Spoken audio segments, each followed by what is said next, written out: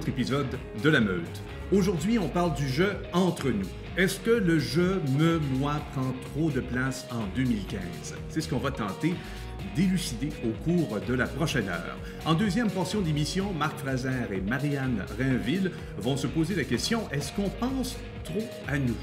Dans la chronique culturelle, Alexandre Villeneuve-Simard va nous parler de punk, va aussi nous parler de la microbrasserie La Tête d'Allumette et finalement aussi nous parler d'une pièce de théâtre, Circus Minimus, qui arrive très bientôt. On aura évidemment notre segment La Nouvelle qu'on a de pogner dans les dents et dans un instant, François Gendron et Karine Malenfant vont tenter de nous expliquer où, mais exactement commence et termine la liberté individuelle.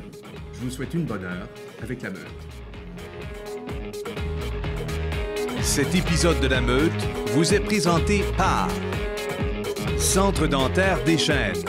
Service complet, sourire parfait.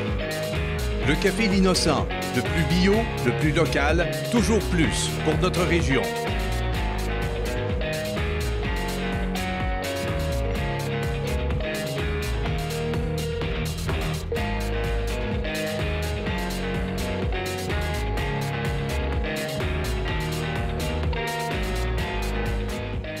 Confortablement assis à la microbrasserie au Fou Brassant.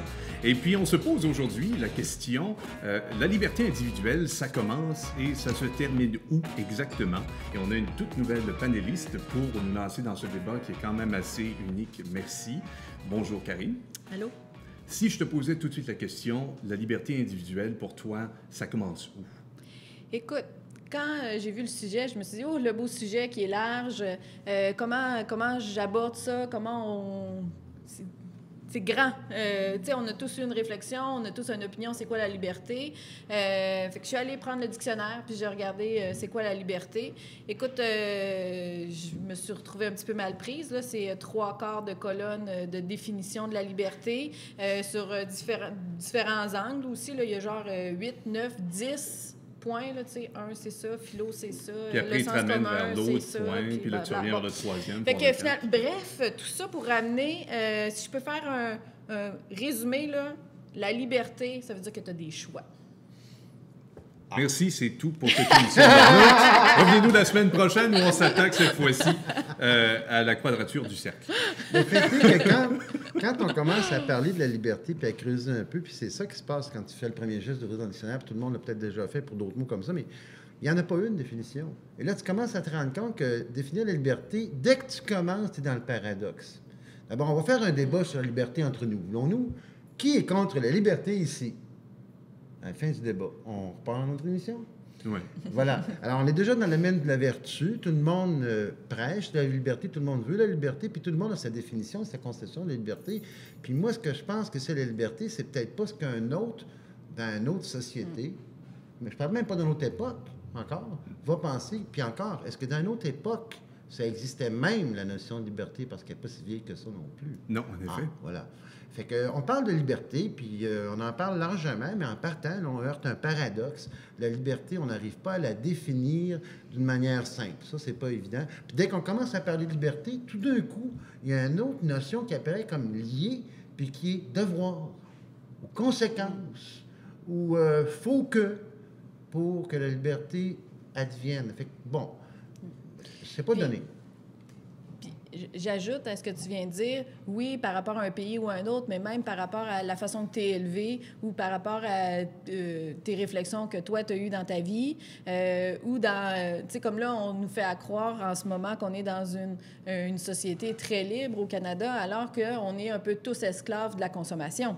Où on va nous faire... Là, on nous fait croire qu'on a de la liberté parce qu'on a le choix entre acheter 3 types de voitures ou entre... Tu sais, on est tout le temps dans l'esprit de consommation. On pense à la liberté, on pense à la liberté, c'est le contraire d'oppression. Hein? C'est le contraire d'aliénation, oui. C'est le contraire de servitude. Les contraires sont faciles à trouver. Ça, il y en a plein, en fait, des contraires à la liberté. Mais il y a toujours un choix. Parce qu'en réalité, là, tu viens pas... Ça n'arrive pas automatiquement. Il ne s'agit pas de dire liberté... il y avait un truc qui... Liberté, j'écris ton nom. Il y avait des stickers sur des chars à un moment donné. Oui, on se rappellera dans les belles poète années qui à avait Québec. dit ça initialement, mais je pense que ça avait été comme récupéré. Mais c'était facile de mettre un sticker sur la liberté sur ton char et dire que moi, la liberté, c'est rouler plus vite ou faire plus de boucan ou, bon, hey, je suis libre, je vais passer sur la lumière rouge. Ben oui, mais c'est quoi la liberté, là? On dit n'importe quoi avec ça. Mais là, ça permet quand même de poser les questions. OK, d'accord, si on accepte que la liberté, c'est une question de choix, le moment où j'en ai, je suis réellement libre, mais il m'en faut combien pour être libre? Est-ce que c'est simplement la présence d'un choix, puis là, hop, voilà, je suis dorénavant... T'amènes la grande question. Gluten, pas gluten, je suis si tu es libre? Est-ce que tu sais si tu es libre ou pas d'abord? Peut-être que tu crois que tu es libre. 1984, c'est un livre que beaucoup de monde ont lu. Hein? Tout le monde là-dedans, ils sont convaincus qu'ils sont libres. À part les deux là, qui sont pas sûrs puis qui font le petit affaire d'amour en bout de ligne, c'est où le dernier rempart de la liberté tel que présenté par George Orwell? C'est quand on vient dire en dedans de ton cœur que tu n'aimes plus. Ah, la dernière limite, c'est l'amour. Dans ce livre-là, moi, j'aime ça. C'est un beau livre. C'est un bon film aussi, pour ceux qui ont envie de le voir. Ouais. Mais alors, est-ce que vous êtes les deux en train de me dire qu'on n'est pas libre, puis c'est fini, on va aller pleurer ce soir après l'émission ou après que les auditeurs aient vu la diffusion? C'est l'ouvrage, peut-être. Bien, en fait, c'est ça aussi un peu la conclusion, parce qu'on en a quand même discuté entre nous avant l'émission, puis on se dit, bien, peut-être que ça fait mal un peu, atteindre la liberté, ou le seuil qu'on aimerait. En fait, on se dit, tu sais, on va tout le temps être amené à vouloir se dépasser, à tester, justement, tu sais, après ma barre, il faut passer par-dessus la peur. Tu sais, exemple, on va prendre Mallory, que nous, on aime beaucoup, qui a monté l'Everest. Je pense que lui, il a toujours voulu dépasser ses limites. Après ma barre, c'était la peur. Mais les moments où, dans sa vie où il s'est senti le plus libre, c'est quand il était en train de gravir l'Everest. On a parlé de l'alimentation dans notre émission. Hein? Je pense que la liberté trop facile, il faut se méfier parce que pour moi, elle cache des menottes. C'est comme la nourriture trop sucrée ou trop salée. Tu sais, des fois, il faut que tu ailles à découverte un peu, que ton palais travaille un peu pour que tu apprécies les bonnes saveurs et les vraies affaires. La liberté, dans la discussion qu'on a eue, on arrivait tout le temps qu'il y a un apprentissage de ça. Moi, il y a une image qui m'est comme arrivée, puis c'est un poisson dans un aquarium. Mais le poisson dans son aquarium, d'abord, il sait-tu qu'il est dans un aquarium? Bon, mettons que c'est un poisson bien intelligent. Peut-être. Puis que quelque part, il se rend compte que, Nemo, à force mettons, de se péter, il est vraiment non, mais il intelligent. voit qu'il y a Oui. quelque chose là dehors, mais il n'arrive pas à... Puis là, à force de se péter le nez sur la vitre, il dit, ben, ça doit être une vitre. Ou peut-être que, en tout cas, j'ai une limite. Puis ben là, au moins, il a déjà conscience. Il faut peut-être commencer à regarder autour. Ça a pris du temps avant qu'on aille sur la Lune, mais on savait un peu de qu'est-ce qu'il en était avant de se rendre en avant. Peut-être que son aquarium, il commençait à prendre conscience qu'il y a d'autres choses. Puis c'est une grande figure, là. Ben, une petite, en tout cas, un poisson dans l'aquarium. Ça dépend des grosseurs d'aquarium, finalement. Oui, mais déjà, là, qu'ils se rendent compte que ce qui est dans l'aquarium, c'est beaucoup. Puis est-ce qu'on s'en rend compte? Ton aquarium, il est grand comment, toi? Ben, je sais pas, ça dépend. Je suis en train de faire des rénovations, donc déjà là, ça complique un peu la réalité. Mais donc, là, il y a la notion de dire, bon, ben, le moment où je comprends mes limites, si je comprends bien ta métaphore de l'aquarium, le moment où je suis conscient de mes limites, je suis conscient de où commence et où s'arrête ma liberté, ou est-ce que, avec ta métaphore, tu veux dire, finalement, on est tous dans des cages, puis on devrait avoir peur, surtout si on est dans une poissonnerie? Avant Nietzsche, on disait que la liberté totale, en réalité, on n'en parlait pas tant que ça, mais ça passait par la sublimation d'un principe spirituel. Tout le monde était religieux. Nietzsche a dit Dieu est mort. Bon, après Nietzsche, on commence à regarder ça autrement. Puis il a été loin dans la liberté. C'est gênant de parler de liberté pour n'importe qui a passé par Nietzsche, parce que en fait, il y a bien du monde qui en ont parlé sérieusement plus qu'on le fait maintenant. On ne fait rien que dire que c'est compliqué, puis qu'en réalité, ça s'acquiert peut-être pas si facilement, que c'est pas donné, puis qu'on la hurle n'importe quoi pour n'importe comment. En réalité, si tu veux commencer à parler de la liberté, assis-toi puis commence à regarder quelle chaîne qu'il y a autour de toi. C'est le premier exercice pour déterminer combien de liberté tu vas vouloir avoir. Je pense. Puis d'autre part, tout seul... La liberté, il y a une autre définition célèbre. La liberté commence là où celle des autres. Bon, on la connaît toutes, celle-là, puis ça, on a bien parlé de ça. Mais en réalité, là, moi, je suis libre quand je me sens plus libre si je suis bien avec les autres autour. C'est sûr que je me sens pas libre si j'ai peur de tout le monde autour, si je me méfie, si je cultive la peur, si je cherche où est-ce qu'on peut m'attaquer. Puis là, je me sentirais pas libre. En fait, je vais me bâtir ma propre prison. Puis la vraie liberté, puis moi, c'est là-dessus que j'achève, parce que c'est là que je conclue. Pour moi, c'est dans l'ouverture. Il faut d'abord s'ouvrir les yeux nous autres mêmes, puis s'ouvrir sur les autres. Il faut apprendre à donner plutôt que tout le temps demander. Est-ce que tu es d'accord avec sa vision de la liberté, Karine? Oui, en fait, j'ai même envie de continuer sur un exemple personnel. Je suis allée marcher Compostelle, moi. Et c'est le moment dans ma vie où je me suis promenée avec le moins de choses. Hein. Tu as un petit pack-sac, tu te promènes pendant 30 jours avec un pack-sac avec à peu près rien. Mais c'est le moment dans ma vie où je me suis sentie à peu près le plus libre parce que, justement, je vivais sans crainte avec des gens où il y a comme une espèce de code qui est non écrit, qui est non officiel, mais tout le monde le respecte, tout le monde est dans le respect, tout le monde veut dépasser ses limites, aller dans justement à cette quête de liberté, d'alléger notre pack-sac, d'enlever des roches, tu sais, tout le long du chemin. C'est un peu dans le même Je suis pas convaincu qu'on achète ça à coup de fifth wheel, puis de bateau, là, puis de la liberté. Ben, faire Compostelle en bateau, déjà, là, c'est un peu difficile. Mais pour beaucoup, la liberté, c'est parcourir... La rêve américaine, la liberté, c'est quoi? C'est s'acheter un Harley-Davidson puis parcourir la route 66? Ben, pour certains, oui, absolument. On the road, Jacques Kerouac. C'est de la liberté, hein? Il y a plusieurs, mais dans les deux cas, vous avez mentionné la présence de l'absence de peur, ou dans ce cas-ci, l'absence de soucis, si on utilise le mot que tu as utilisé. À quel point c'est nécessaire de se sentir à l'aise pour se sentir... Faut que tu acceptes de tout laisser tes affaires pareilles. Déjà, il y en a bien du monde qui ont peur de laisser le confort. Puis je pense que aussi, on n'ira pas très loin là-dedans, mais tu sais, on arrive dans d'avoir une espèce de niveau de spiritualité quand même pour amener cette liberté-là ou défaire des chaînes. Défaire des chaînes. Tu veux dire des chaînes métaphoriques, des chaînes oui, qui te retiennent, là? Oui. OK. Non, je n'étais pas certain de quelle version de chaîne tu voulais utiliser. Mais dans ce cas-ci, là, ça devient relativement intéressant parce que quand je vous ai posé la question où votre liberté commence réellement, vous avez probablement pris le temps de vous asseoir, tu as ouvert un dictionnaire, vous avez pris le temps de réfléchir, de verbaliser, vous avez échangé entre vous pour choisir, qu'est-ce qu'on en pense réellement? On va faire un bon spectacle avec toi ce soir. Ben oui, je suis tellement fier de toi, François. Mais le principe est là, c'était quand la dernière fois que vous aviez pris peut-être plus qu'une heure pour dire, je suis-tu libre ou je suis pas libre? Une heure, jamais. Réfléchir une heure sur la liberté, jamais. Je pense que c'est plutôt des moments ou des situations que tu dis « Ah ouais, en ce moment, je me sens vraiment libre ou je suis vraiment en train de faire ce que je veux ou, tu sais, je suis donc bien ou, tu sais, ouais, pour moi, toi. Une heure, réfléchir une heure sur la liberté. Combien de temps vous avez travaillé à peu près? J'ai étudié là-dedans, puis je l'ai appris à l'école, dans les définitions, ça compte pas. Mais à un moment donné, ça te rattrape pareil parce que c'est la tienne qu'il faut que tu trouves. Puis, moi, mon exemple est assez immédiat. J'ai 2 enfants. C'est des jeunes adultes qui viennent de quitter la maison pour aller étudier en ville, parce que je ne vis pas assez en ville pour qu'ils puissent continuer là. Puis la maison est toute grande, mais là, j'ai plein de liberté. Tu as moins de contraintes. Oui, c'est ça. Mais est-ce que c'est de la liberté? liberté? Je vais occuper ça autrement, là. Faut que je trouve... Je sens qu'il y a la meute pour m'occuper. C'est ça qu'on sait finalement. On vous rend libre à la meute. On va avoir le brevet bientôt pour la chose. Mais ça permet quand même de poser la question, parce que là, oui, tu parles du départ des enfants, c'est moins de contraintes, mais est-ce que c'est automatiquement moins de liberté ou plus de liberté? Parce que... t'as rendu compte de la liberté déjà de pouvoir élever des enfants? Oui. Puis qu'ils grandissent dans une société où est-ce qu'ils n'ont pas peur, où est-ce qu'ils ont une bonne éducation. Ça, moi, cette liberté-là, elle est tout autour de moi. Là, je veux dire, on peut même la réclamer partout. Mais déjà, en partant, ça donne que j'ai eu à parcourir un peu la planète dans mon travail, puis je n'ai vu des places qui ont moins de liberté qu'ici, si on veut parler de celle-là. On a parlé de liberté philosophique depuis tantôt. Là. Il y a la liberté qu'on vit. Il y a la liberté qu'on nous donne, que l'État nous donne, que la société nous permet. On en a beaucoup ici de cette liberté-là, qui est un modèle de pensée occidentale qui s'est imposé dans les 2 derniers siècles, en passant. C'est pas plus vieux que ça. Là.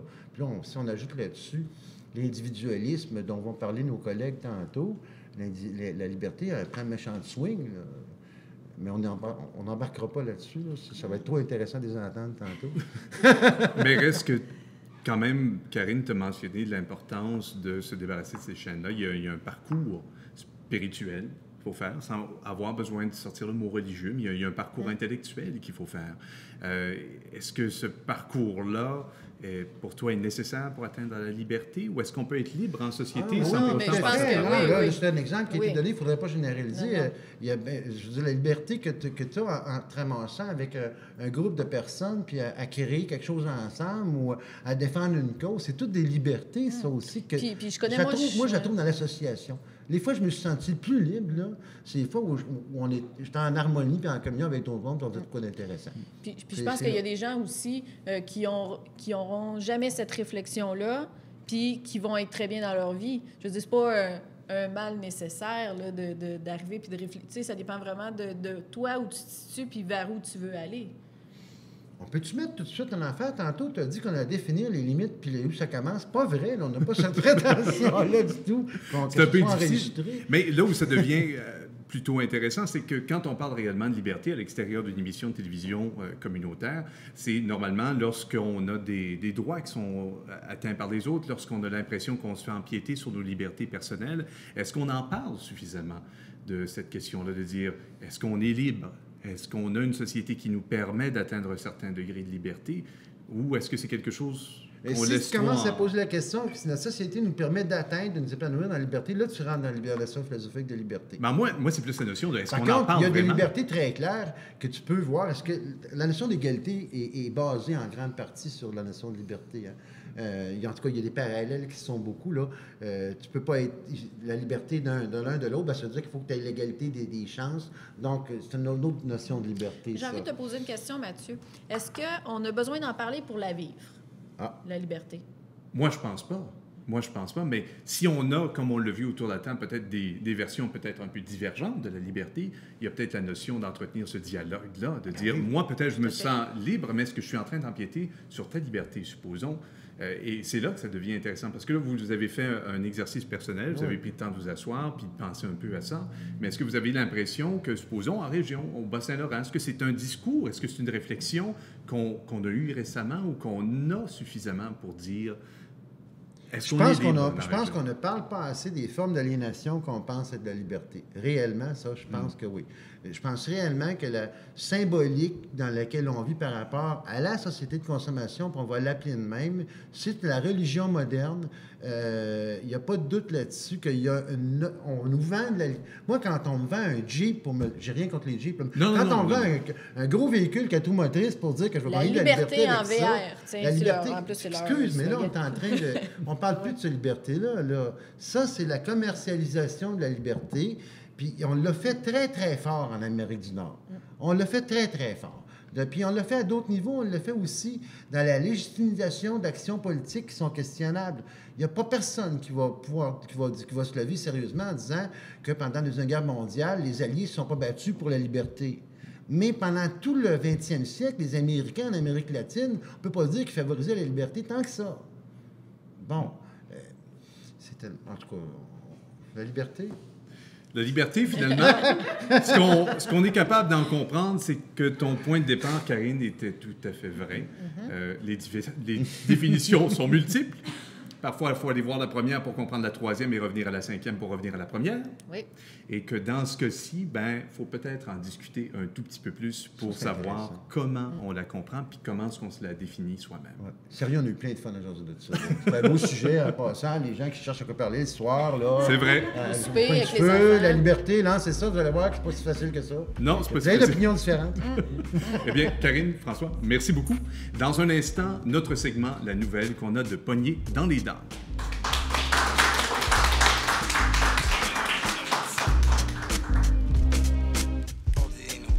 Cet épisode de La Meute vous est présenté par Centre dentaire des Chênes. Service complet, sourire parfait. Le Café L'Innocent, le plus bio, le plus local, toujours plus pour notre région.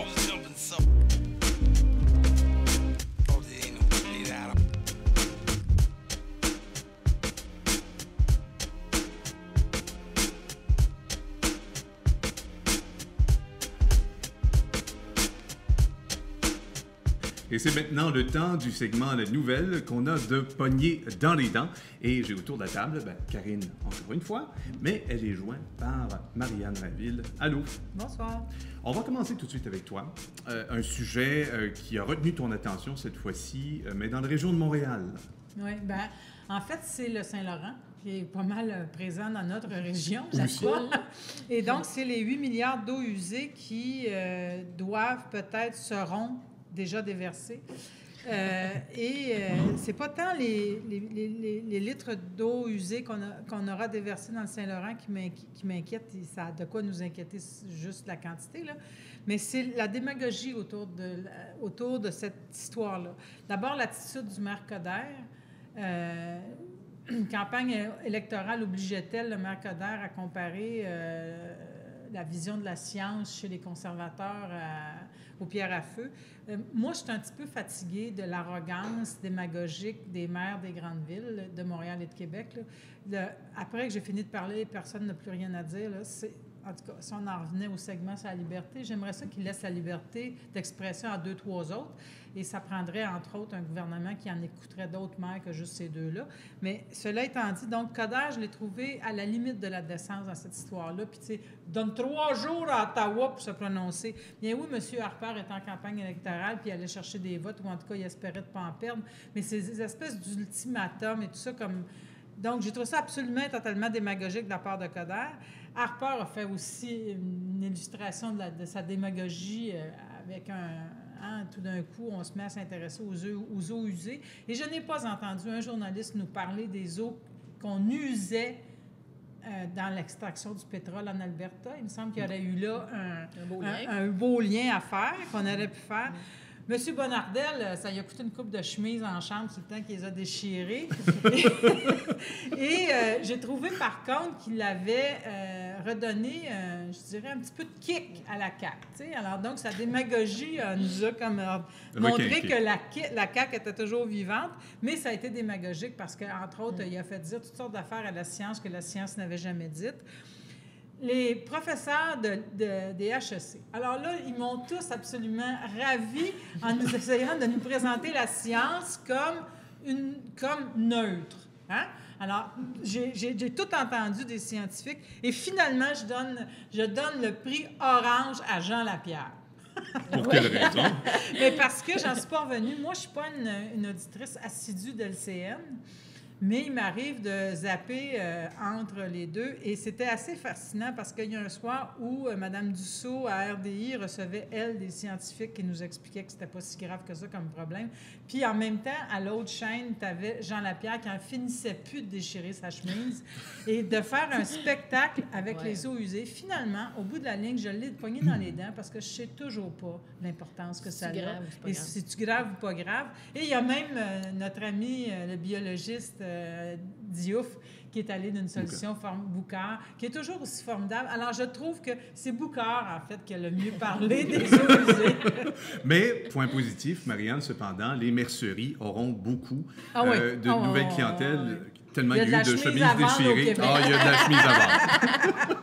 Mais c'est formidable qu'on soit rendu, par contre, il faut souligner le pas qu'on a fait avec une question environnementale, parce que les Montréalais et les Montréalaises ont posé des questions et il y a quand même eu près de 80 000 personnes qui ont signé une pétition, puis on déchire sa chemise même quand on est une vedette de l'information comme Jean Lapierre, c'est des questions environnementales. Et ça, c'est un pas. Progrès.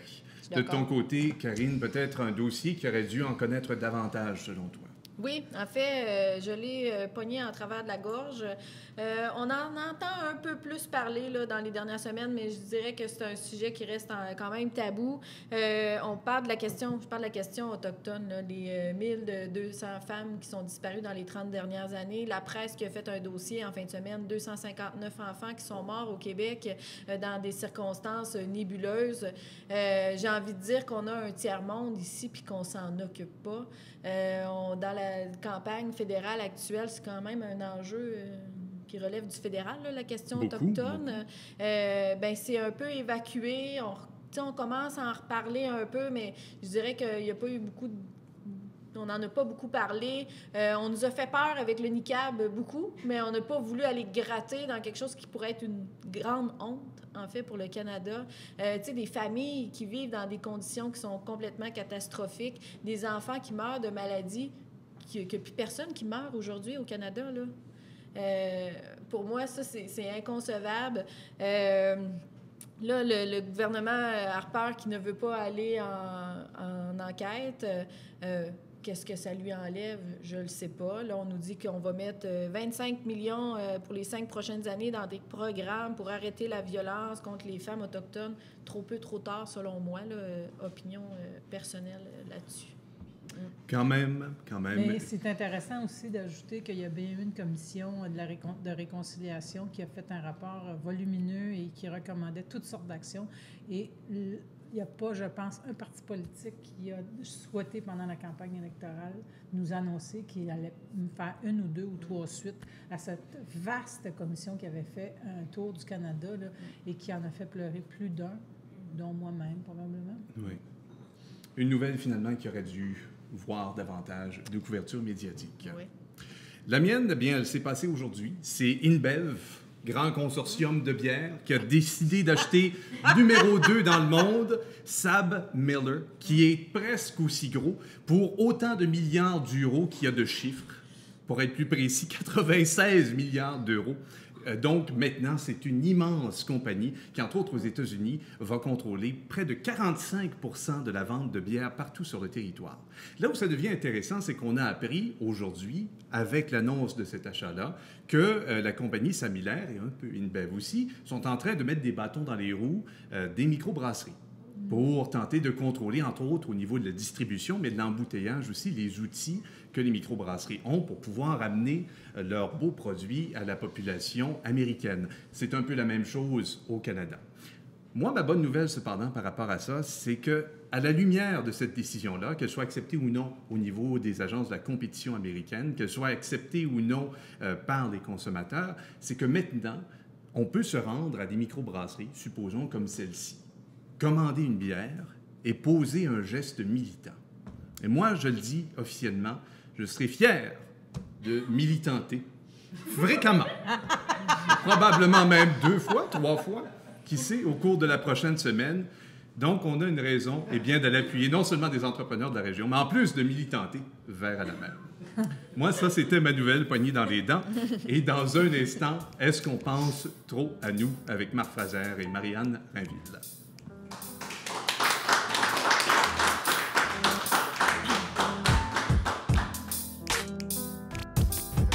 Cet épisode de La Meute vous est présenté par Centre dentaire des Chênes. Service complet, sourire parfait. Le Café L'Innocent, le plus bio, le plus local, toujours plus pour notre région.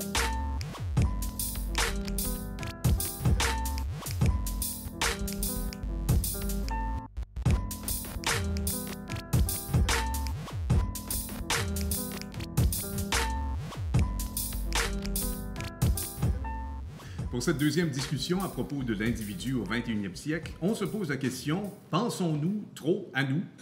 Pensons-nous trop... Oui, c'est ça. Pensons-nous trop à nous en 2015? Et je me tourne vers Marc, qui vient de se joindre à notre panel. Bonjour, Marc. Salut. Penses-tu trop à toi? On est au 21e siècle. Vous m'avez eu avec celle-là. Je vais rester stallé au 20e. Quand je m'interroge moi-même sur cette question-là, devant mon miroir, je suis dubitatif. Je me consulte beaucoup. Mais en fait, je dirais que non. Étonnamment, peut-être. Je dirais que non. Pourtant, je dirais que ça nous guette. Il y a quand même des manifestations de l'individualisme, d'une certaine forme de narcissisme. Je crois que c'est lié à des conjonctures comme la situation démographique. Donc, lorsqu'on est dans une famille peu nombreuse aujourd'hui, beaucoup d'attention est tournée vers nous. On devient le centre de l'univers et pour plusieurs générations. Alors, les grands-parents et la famille éclatée se multiplie en parents potentiels. Donc, c'est exponentiel. Cet univers-là, selon moi, en tout cas au Québec, existe depuis peu. Donc, c'est un phénomène qui est relativement récent et qui a des impacts. Donc, il y a des conjonctures qui font en sorte qu'effectivement, peut-être qu'on parle beaucoup plus de nous qu'on en parlait avant et peut-être qu'on a changé notre relation à nous-mêmes par rapport à celle qu'on pouvait entretenir avec la collectivité. Qu'est-ce que tu en penses, Marianne? Bien, je n'ai pas posé la question comme Marc, c'est-à-dire que je me suis plus rapidement située dans un processus philosophique en me disant c'est quoi les assises philosophiques, idéologiques du penser à nous. Là. Et évidemment, je suis tombée rapidement sur l'individualisme et j'ai... assez rapidement compris à la lecture de certains textes scientifiques menés par des philosophes que le nombrilisme était un atavisme ou un excès de l'individualisme. Mais revenons à l'individualisme qui constitue comme un concept qui aurait une quarantaine d'années où semblent se rencontrer deux écoles. Une première école qui est constituée de ceux et celles chez les philosophes et les autres penseurs qui croient que l'individualisme, c'est le narcissisme, l'égoïsme, la jouissance à l'extrême, la consommation effrénée. Et il y a d'autres philosophes, dont Michel Onfray, qui est un Français qui est assez populaire actuellement, qui dit, et là je vais citer, que l'individualisme sculpte la vie et ça permet, entre autres, de s'objecter ou de se mettre à la marge des consensus mous, des opinions moyennes, de l'uniformisation des quotidiens, du formatage culturel, bon, etc., etc. Donc, moi, ça m'a étonné qu'il y ait comme deux gangs dans l'individualisme, des gens qu'on pourrait dire monsieur et madame tout le monde, puis d'autres mondes qu'on pourrait dire des rebelles, puis ces deux groupes-là... C'est pas valorisé de la même façon. Ouais, ces deux groupes-là se regardent d'eux-mêmes. Ça, c'est intéressant. Parce que là, entre deux selfies, la majorité des personnes n'auront pas eu le temps de lire ces philosophies. Mais est-ce qu'on n'est pas à notre époque, en 2015, parce que je répète l'année où nous sommes, 21e siècle, merci de me ramener, oui. Nous, du siècle passé. Oui. C'est ça, cette génération. On a quand même des outils qu'on n'avait pas auparavant. On a quand même ces miroirs-là sur le web, entre autres, qui nous permettent de peut-être nous contempler un peu plus fréquemment qu'on le faisait auparavant, non? Bon, ça, il faut voir là, si c'est un phénomène absolument nouveau, l'idée de se contempler. Avant le miroir, il y avait de l'eau. C'est ça, ben oui, on est dans les mythes fondateurs du mystère, de l'aura qui nous entoure nous-mêmes, là, envers nous-mêmes. Donc, cette image qu'on se fait de soi, les artistes ont exploité ce créneau-là de toutes les époques. On parlait de l'auto-représentation des peintres, mais l'autofiction n'est pas venue d'hier non plus. Si on retourne dans la littérature, on va voir cette fascination-là pour le soi, le double, hein, qui est nous-mêmes, notre relation qu'on entretient avec nous-mêmes. Donc, ce sont des grands thèmes de l'humanité. Rien de nouveau sous le soleil à cet égard-là. Maintenant, je suis un peu mal à l'aise avec cette question-là parce que ça dépend toujours du milieu où tu es. On parle des médias sociaux comme vraiment le fer de lance de l'expression du moi, du narcissisme. Et pourtant, moi, dans ma communauté, on sait que ça nous renvoie un peu une image de ce qu'on est. Notre cercle immédiat. Exactement. Mais moi...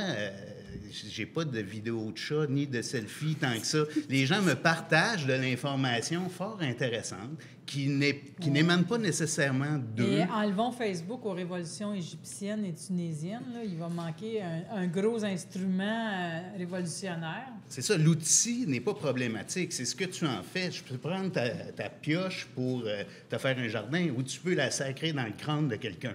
Alors, c'est le même outil, du résultat un peu différent. Oui, un tout petit. Mais cela étant dit, là, pensons-nous trop à nous, ça pose la question de l'individualisme, mais ça pose aussi la question des dogmes et des idéologies qui les portent, qui hantent notre société moderne. Là. Hein? On n'a rien qu'à penser au dogme de la consommation, là, c'est-à-dire que dans l'avoir, il y a le bonheur, puis le centre d'achat est une nouvelle église. Là. Et les curés de la consommation sont tous ceux et celles qui travaillent si bien en publicité marketing.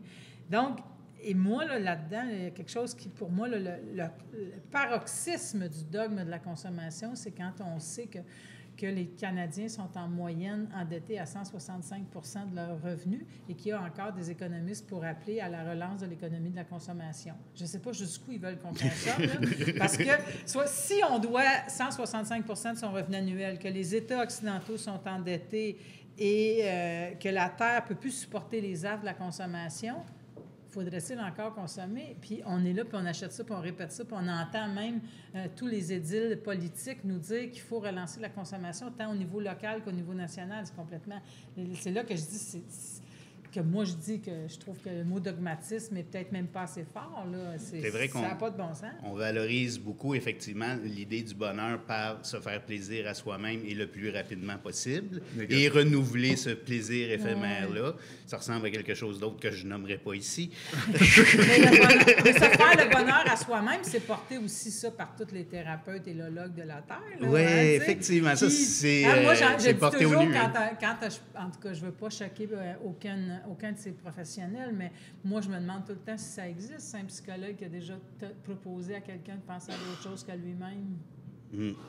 C'est effectivement une approche qui est fort répandue et on trouve des solutions pour nous-mêmes dans nous-mêmes.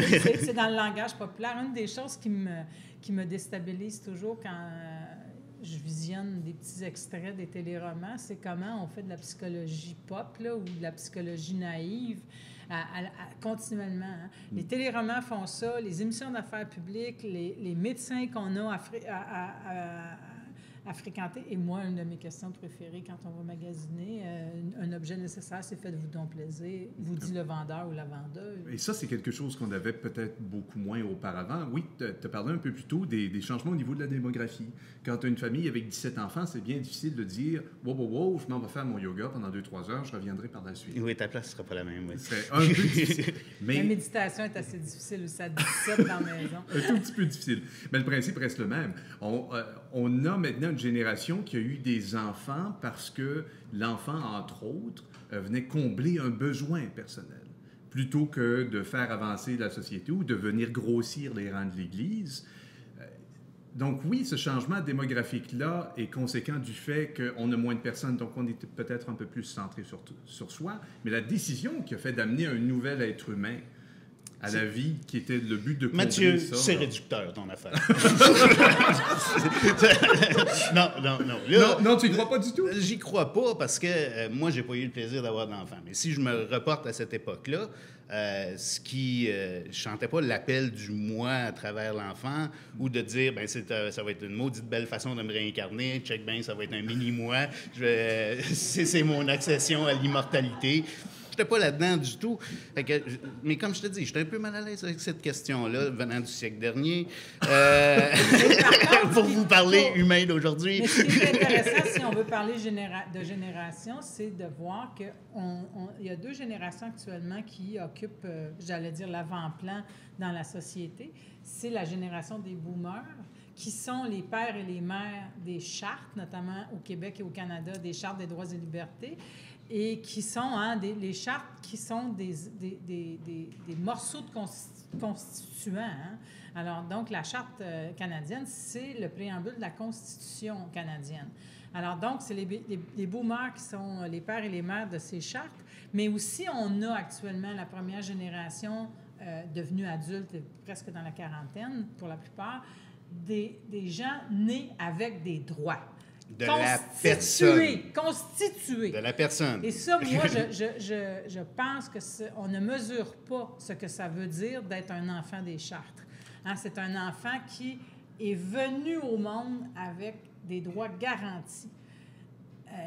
Alors que ma mère était moins sûre que j'avais des droits garantis. Oui. Mais on forme de plus en plus des personnes et non pas des communautés. C'est vrai qu'il y a de grands projets de société, outre la consommation ou devenir utilitaire, dans le fond, être un travailleur qui va consommer, et de là, il y aura du bonheur qui va s'en suivre. Il n'y a pas beaucoup de projets collectifs qui sont défendus au niveau de l'éducation même des personnes. Et même les intérêts collectifs, et même les organismes collectifs comme les syndicats défendent continuellement des droits acquis. Et ils sont beaucoup sur les droits de leurs membres et on souffre dans la société du oubliant, effectivement, délaissant d'autres missions qu'ils avaient beaucoup plus collectives. Le corporatisme prend une place démesurée. Tout le monde y va de ses intérêts. Puis, Mais ça ne vient pas surenchérir, justement, parce que maintenant, même quand on parle de formation personnelle, quand on parle de cheminement, quand on parle de carrière, on voit beaucoup plus l'individu qui doit s'améliorer lui-même pour devenir le meilleur candidat. Plutôt que de dire « viens te joindre à une équipe, viens te rejoindre à une usine, puis travaille avec nous ». Maintenant, toutes les formations, les conférences, les sorties, tout est axé vers deviens meilleur, C'est deviens la meilleure version de toi. C'est le self-made man ou la self-made woman hein, qui nous est présenté comme le modèle. Alors, tous les possibles sont étalés devant toi. Et là, tu as la responsabilité personnelle de réussir à travers ça, parce que tout est donné, tout est disponible. Alors qu'on sait très bien qu'il y a des iniquités partout, qu'on ne part pas tous de la même place et qu'on n'arrivera pas tous au même endroit, et qu'on n'est pas nécessairement intéressé à un parcours qui est bâti là-dessus, parce qu'il y a des gens qui bâtissent leur parcours, et ça, œuvrant dans le milieu communautaire, en étant issu de milieux militants aussi, bien, des gens là, qui se soucient de l'intérêt d'autrui, qui travaillent ensemble, j'en vois comme ça. Là. Ça existe des gens qui choisissent. Oui, mais en général, ces gens-là qui sont très portés, qui sont des altruistes et qui sont, on va dire grossièrement, là, les membres d'une certaine gauche, ils défendent entre autres l'égalité des chances et l'égalité des droits. Et ça, moi, ça me fait toujours sourire parce que la première iniquité, là, c'est qu'il y a du monde qui vient au monde beau, en santé et intelligent. Puis il y en a d'autres qui viennent au monde laid, malades, et etc., etc. Et c'est une iniquité dans l'expérience humaine qui est fondatrice, dont on parle très peu dans notre société, où on aurait supposément la possibilité de devenir n'importe quoi parce qu'on aurait supposément l'égalité des chances. Absolument. Mais ça, là, c'est une utopie formidable au lendemain de la Deuxième Guerre mondiale, et c'est une utopie portée par une culture dominante qui est la culture américaine. Oui, la culture américaine, c'est ça, nous propose des héros narcissiques. Tout Même clair. s'ils réussissent à fédérer 3-4 bystanders, je dirais, là, des personnages secondaires pour former une équipe, pour aller abattre quelques terroristes quelque part. Supposons. Il reste que c'est toujours empreint d'une glorification du personnage central qui est ce héros-là, qui fait réaliser les choses, qui porte tout le monde. Et, veut pas, ben, t'as un modèle là. Toutefois, on n'est pas tout à fait américain. Non. Hein? Dieu nous en garde. Et je pense qu'on a quand même quelque chose à apporter dans cette image-là. Fait que je ne gobe pas la correspondance au modèle américain, là. Non, ben moi, j'irais même un peu plus récit, pile poil. On vit à une époque où c'est possible de prédestiner la génétique de son enfant, où c'est possible de mettre des efforts afin de s'assurer de créer l'individu parfait, ou même un parallèle. On vit maintenant dans un monde qui offre des univers parallèles où on peut créer son propre avatar, qui est individualisé, oui, mais jusqu'à une certaine tendance, mais qui nous permet de mettre de l'avant une version parfaite de nous-mêmes, finalement, une version de qui on n'est pas réellement. Est-ce que ça, en soi, c'est pas la représentation du fait qu'on pense peut-être un peu trop à nous? Bien, moi, je pense qu'on pensait comme ça. C'est de tout temps dans l'histoire de l'humanité là, qu'on s'est projeté à travers des dieux, des déesses, à travers de tout, tu sais, prenons par exemple tous Mais ces... qui n'était pas à notre image. Non, c'est ça. C'était un gros barbu, là. C'était des idéaux. Avec les cheveux là. Moi, je pense que c'est des technologies. C'est-à-dire que c'est des technologies qui nous donnent l'impression que ça change. Mais est-ce que l'être humain a vraiment changé dans sa représentation de lui-même? Et de toute façon, on pourrait poser la question à l'envers. Est-ce qu'il est possible de penser en dehors de soi? Mais difficilement, je crois. Donc, il n'y a pas rien de malsain non plus là, à être un individu, à avoir une position dans le monde, à s'interroger sur soi-même. Il y en a qui vont le faire plus, il y en a qui vont le faire moins, qui sont plus dans l'action. Hein. Il y en a qui sont très introspectifs, réflexifs, et d'autres qui vont être beaucoup plus dans l'action, dans l'extériorité, qui vont se réaliser de cette façon-là. Les deux sont possibles. Mais il y a une chose qui moi, m'apparaît fondamentale au jour d'aujourd'hui, c'est que l'expérience communautaire va être enrichie, malheureusement, des maux de la Terre. Absolument. C'est-à-dire que de plus en plus, on devra redevenir des êtres grégaires pour confronter les problèmes environnementaux et écologiques parce que, entre autres, les nuages n'ont pas de frontières. Ils ne connaissent pas cette limite-là. C'est ça, parce que les océans touchent à tous les continents, parce qu'on a créé un nouveau continent de poubelles qui viennent, etc. Et donc, les gars, puis là, je vais le ramener plus proche de nous autres, là, il va arriver un jour où qui est demain, où les gaz à effet de serre seront tellement une catastrophe pour chacun d'entre nous qu'on va être obligé de débattre avec le voisin le voisin Qui utilise encore sa voiture. qui utilise beaucoup sa voiture. Et nous, il faudra partager parce qu'on a des ressources qu'il faudra partager. On ne pourra pas les vendre. Il va falloir tendre la main à nos voisins qui n'auront plus ces ressources-là. Je pense bien sûr à l'eau un jour, qui s'en vient très proche. Quoi qu'ailleurs, il y en aura trop, mais elle sera salée. Ça sera un autre problème. Mais moi, je le vois déjà. On est en période d'austérité. Là, c'est sérieux. Là. Et moi, je travaille, comme je vous disais, dans le milieu communautaire où on réseaute des bénévoles avec des gens qui ont besoin de services. Et depuis quelques mois, sinon 6 mois, j'ai un apport de bénévoles que je n'ai jamais vu, spontané. On ne va pas les chercher par la main. Les gens se manifestent une solidarité, pas parce qu'ils sont touchés eux-mêmes, mais parce qu'ils voient que ça touche et ils voient qu'ils peuvent peut-être aider à passer à travers ça. Fait que dans un premier temps, là, les gens ont penché la tête, se sont un peu recroquevillés en disant la tempête, mais là, les gens sortent et disent, mais non, là, ça va faire, il va falloir qu'on s'entraide pour passer à travers ça. Si ça ne vient pas des gens à qui on a délégué notre pouvoir d'agir, on va reprendre ce pouvoir d'agir-là puis on va agir autrement.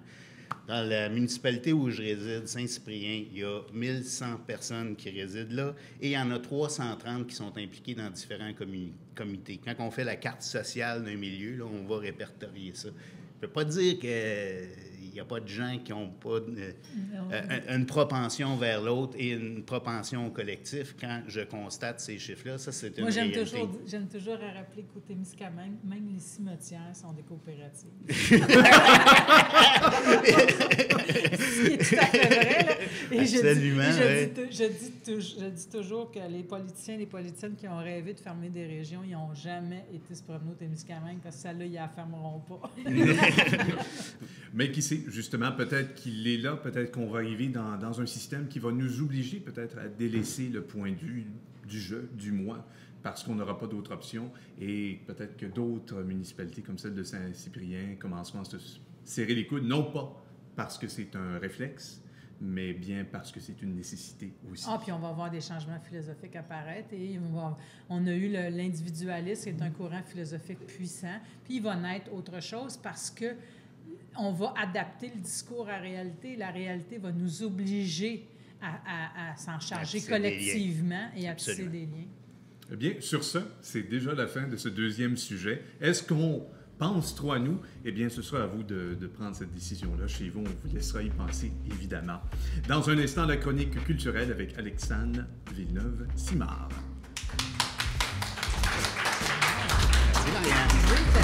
Très bien. Cet épisode de La Meute vous est présenté par Centre dentaire des Chênes. Service complet, sourire parfait.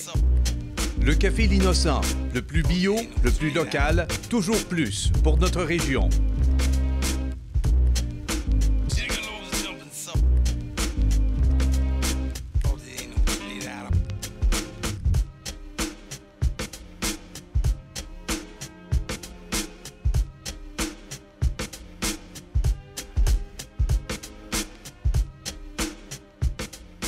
Comme pour chaque épisode de La Meute, on finit avec un segment culturel qui concerne le Bas-Saint-Laurent. Et pour nous parler de culture, je suis avec Alexandre.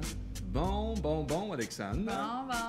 Bon. Tu vas nous parler de 3 sujets. Ouais. Le premier, punk rock dans la région. Oui. Il y a un point d'interrogation à la fin de ma phrase. Mais dans le fond, les 3 choses que j'ai sélectionnées, c'est des coups de cœur personnels que je pense que ça vaut la peine de s'y attarder. Les jeudis punk rock à la brasserie La Fontaine, c'est Claude Plamondon, l'initiateur du projet. Il a fait un retour dans la région, puis lui, c'est un musicien qui pratique sur cette scène-là, puis qui trouvait qu'il y avait un créneau musical assez grand pour proposer ce genre de spectacle-là. Donc, il s'est entendu avec Guy Francoeur de la brasserie pour dire, moi, je veux qu'il y ait des shows punk rock à Rivière-du-Loup, mais je veux que ça soit gratuit. Donc, pour lui, c'était important de miser sur l'accessibilité. Puis moi, c'est ce que je trouve super de ces jeudis-là, c'est que c'est gratuit. C'est des bands qui viennent d'un petit peu n'importe où. Puis c'est une scène musicale qu'on retrouve pas tant que ça à Rivière-du-Loup. Puis, à la brasserie La Fontaine, il y a quelque chose de le fun, c'est petit, ça fit pour moi de faire un show là-bas. C'est-tu accessible, là, le punk rock? Supposons que je suis quelqu'un qui n'aime pas le punk rock.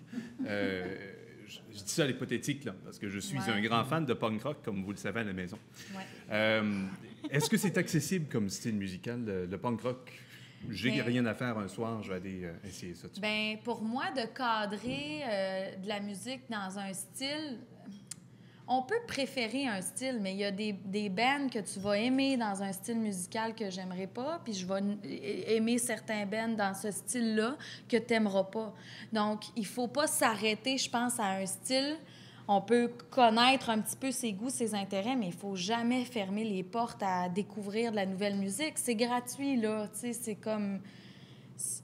Non, je pense pas que ça prend une certaine connaissance ou faut écouter ça depuis qu'on a 12, 13 ans. Non, ça prend juste la curiosité puis l'envie de découvrir quelque chose de nouveau.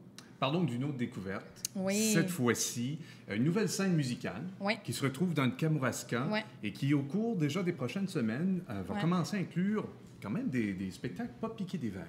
Oui, bien, ça se passe à la microbrasserie Tête d'Allumette, qui est un endroit absolument fabuleux au niveau du paysage, juste le cachet de la place. Durant l'été, on ne retrouve pas ces spectacles-là, mais durant l'hiver, une fois par mois. Puis le mandat qu'ils ont, eux, pour développer leur scène musicale, c'est de faire découvrir des bands qui sont méconnus. Donc, encore là, on va chercher dans de la relève musicale, on va chercher dans différents styles. Il y a des formules plus dimanche après-midi, il y en a d'autres qui sont plus comme samedi soir. Mais comme le 17 octobre, c'est Bronco qui va être là. Il y a Lakes of Canada, on est dans du indie folk rock un petit peu. Puis il y a Beat Market, là, on est dans de l'électro. Il y a du monde qui vont dire « Ouais, mais à Tête d'Allumette, mais où c'est que le monde se mette? » Puis moi, je suis allée voir Canaille à la Tête d'Allumette. Oui. C'est sont comme 10-12. Canaille, c'est... Oui, mais tu sais, non, c'est pas la place où ce que tu vas avoir le meilleur son, ce que tu vas voir exactement tout, mais il y a une ambiance, il y a une énergie hors du commun.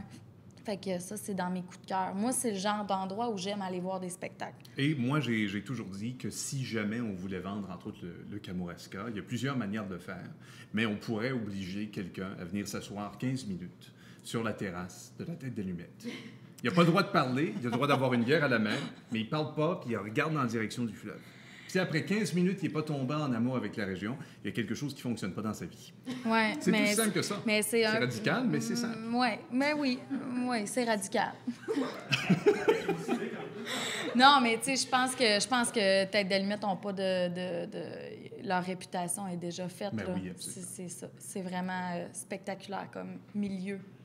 On peut admirer Charlevoix. Voilà. Ouais. Et en plus, on apprend à découvrir des styles musicaux. Et ce qui est intéressant, c'est que tu as mentionné 3 groupes qui sont dans des sphères complètement différentes les unes des autres. Oui.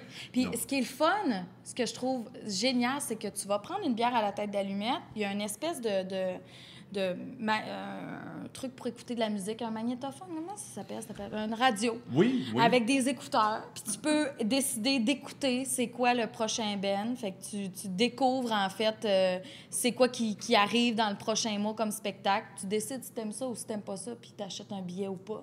Fait qu'il y a cette plateforme-là, je trouve ça super... Une excellente manière de s'assurer... c'est de la bonne promo. Voilà, de l'excellente promotion. Ouais. Et finalement, Circus Minimus. Circus Minimus qui approche, c'est le 6, 7, 8 novembre. Circus Minimus, une production de la compagnie de théâtre du Loup de Cambronne. On est vraiment chanceux à Rivière-du-Loup d'avoir une compagnie qui offre des spectacles aussi professionnels sur le plan théâtral. C'est une équipe qui vient du Bas-Saint-Laurent. On a des productions. Tu sais, il y a tout l'aspect promotion, production visuelle, tout le support, le réseautage qui est fait à travers cette compagnie-là qui est aussi vraiment le fun à voir. Circus Minimus, c'est un texte qui est écrit par Christian Bégin, qui est une image du Kamouraska. C'est des comédiens de la région. Toute l'équipe de prod vient de la région. Je ne sais pas comment expliquer à quel point c'est important d'être là parce que c'est des gens de chez nous qui font ça pour nous. C'est ça. C'est consommer de la culture... de façon intelligente. De façon responsable, peut-être. Oui. Mais en plus, c'est Local. là où ça devient intéressant, c'est de voir un personnage comme Christian Bégin qui, au cours des dernières années, a réellement adopté le Kamouraska et qui, là, va voir l'une de ses plus récentes pièces être jouée dans la région. Il y a quand même une capacité de pouvoir, tant on peut le faire du côté de la nourriture, puis de l'agriculture locale, puis on peut le faire au niveau du divertissement aussi, on peut le faire au niveau de la culture. Et ça, c'est une belle manière de faire une pierre deux coups. Oui, puis ça peut apporter des gens à consommer du théâtre. Tu sais, il y a une image autour du théâtre comme quoi que c'est j'aime pas ça le théâtre. OK, mais c'est parce qu'il y a tellement de types, de styles, de genres. C'est difficile de dire j'aime pas le théâtre, j'aime pas ce type de spectacle-là où je suis moins attirée vers, mais je veux dire, on traite de des sujets qui peuvent toucher plein de gens, autant qu'ils peuvent pas les toucher. On peut pas ne pas aimer le théâtre. Je veux dire, on s'assoit puis on écoute. On peut ne pas aimer le contenu de certains spectacles, mais ça, c'est une opinion personnelle, évidemment, là, mais je pense que les gens gagnent à découvrir Mais Alexandre, cette scène-là. Connais-tu la théorie des Tuileries? Non. Il semblerait, et ça, c'est quelqu'un qui m'a dit ça dans un autre épisode, que plus on consomme de culture, plus on apprend à l'apprécier. OK. Et plus on apprécie la culture, plus on en consomme. Oui. Donc voilà, c'est aussi simple que ça. C'est aussi simple que ça. C'est aussi simple que ça. Plus de culture fait plus de bonheur, plus de bonheur fait plus de culture. C'est ça. Et là, en plus, on mange la culture régionale. Donc, il y a de quoi rendre ça très intéressant. Peux-tu nous rappeler rapidement les dates pour circuler? C'est le 6, 7, 8 novembre à la Maison de la Culture. Merci beaucoup, Alexandre, pour ta chronique. C'est un plaisir. Et de notre côté, c'est déjà tout pour cet épisode de La Meute. Revenez-nous la semaine prochaine où on aura encore une fois des débats très chauds sur d'autres sujets complètement différents. Bonne semaine. Bonne semaine.